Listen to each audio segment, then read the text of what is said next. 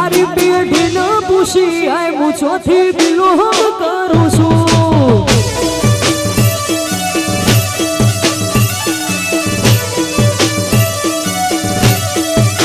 તારી પેઢી ન પૂછી આય હું ચોથી બિલોંગ કરું છું